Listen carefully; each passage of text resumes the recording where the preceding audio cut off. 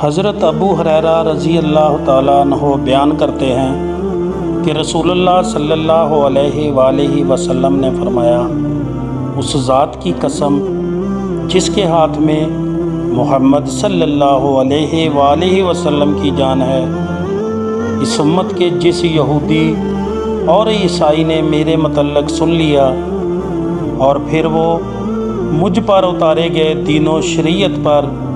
ایمان لائے بغیر فوت ہو گیا تو وہ جہنمی ہے۔ حضرت عباس بن عبد المطلب رضی اللہ تعالی عنہ بیان کرتے ہیں کہ رسول اللہ صلی اللہ علیہ وآلہ وسلم نے فرمایا کہ جو شخص اللہ کے رب ہونے، اسلام کے دین ہونے اور حضرت محمد صلی اللہ علیہ وآلہ وسلم کے رسول ہونے پر راضی ہو گیا، اس نے ایمان کی لذت کو پا لیا۔